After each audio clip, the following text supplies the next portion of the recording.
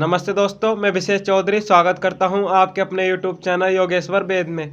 वीर गोकुल राजाराम और चूड़ामल के संघर्षों से स्वतंत्र भरतपुर जाट राज्य की स्थापना हुई। 18वीं शताब्दी के शुरू में ठाकुर खेमकरण सिंह सोगरिया ने सोगर तथा आसपास के गांवों पर अधिकार जमा लिया था। उसने सबसे ऊंची जगह पर एक किला बनवाया और उसका नाम फतेहगढ़ रखा। सूरजमल ने आक्रमण करके खेमकरण से सोगर का किला जीत लिया। कहते हैं कि सोगर पर अधिकार करने के बाद एक दिन शाम के समय सूरजमल घोड़े पर सवार होकर आसपास के जंगलों में निकला। वह एक झील पर जा पहुंचे। वहां एक सिंह और एक गाय बिल्कुल पास खड़े पानी पी रहे थे। इस अद्भुत दृश्य का उस पर गहरा प्रभाव पड़ा। निकट ही एक नागा साधु का डेरा था। सूरजमल ने उस महात्मा के पास जाकर उसे प्रणाम किया।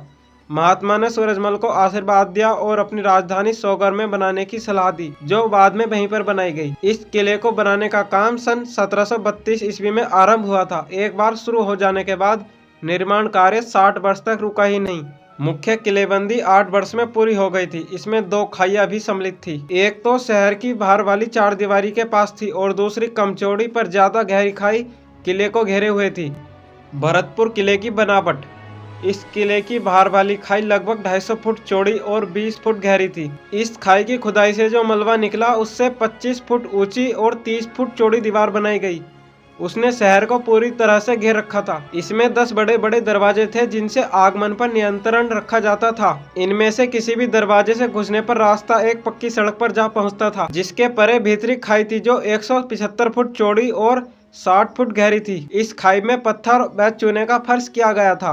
दोनों ओर 2 पुल थे जिन पर होकर किले के मुख्य द्वार तक पहुंचना होता था। पूर्वी दरवाजे के किवाड़ 8 धातु के मिश्रण से बने थे, इसलिए इसे अष्ट धातु द्वार कहा जाता है। महाराजा जवाहर सिंह इसे दिल्ली से विजय चिन्ह के रूप में लाए थे। मुख्य किले की दीवार 100 फुट ऊंची थी और उसकी चौड़ाई 30 फुट की थी। इसका सामने वाला भाग तो पत्थर, ईंट और चूने का बना था। बाकी हिस्सा केवल मिट्टी का था, जिस पर तोप के गोलों का भी कोई असर नहीं होता था। किले के अंदर की इमारतें दोनों प्रकार की थी, शोभा की भी और काम आने वाली भी। 8 स्तंभ बनाए गए थे। इनमें सबसे ऊंचा स्तंभ ज्वार स्तंभ था। सभी स्तंभों पर बहुत बड़ी बड़ी तोपें लगी थी।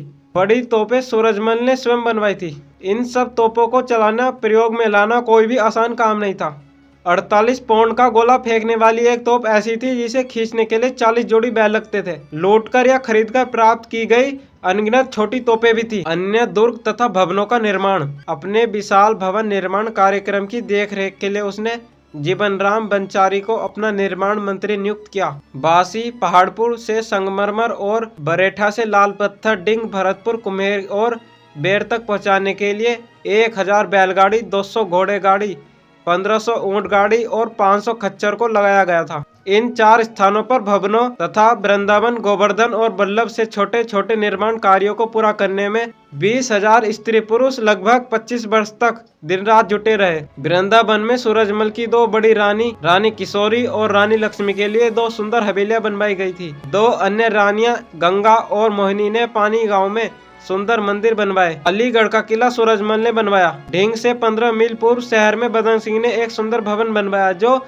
बाद में उसका निवास स्थान बन गया। विशालता और बारीकियों के सौंदर्य की दृष्टि से इसका जोड़ मिलना मुश्किल है। गोपाल भवन लाल पत्थर का बना हुआ था। गोपाल भवन के सामने एक अत्यंत सुंदर संगमरमर का झूला है। इसकी संगमरमर की चौकी पर एक पत्थर की नकारी की गई है और उस पर सन 1630 से 1631 का एक फारसी लेख है।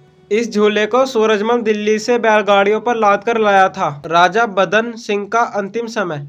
बदन सिंह ने नेत्र रोग की भयंकर पीड़ा होने के कारण 2 नवंबर 1745 को अपने सुयोग्य ज्येष्ठ पुत्र सूरजमल को युवराज घोषित कर दिया, जो शासन के संचालन के पूरे अधिकारों के साथ जाट राज्य का वास्तविक शासक बन गया था। सूरजमल ने भरतपुर को अपनी राजधानी बनाया। भरतपुर जाट राज्य का संस्थापक राजा बदन सिंह लगभग 11 वर्ष तक नेत्रहीन रहा। उसका 7 जून 1756 को डिंग में स्वर्गवास हो गया। ओम नमस्ते।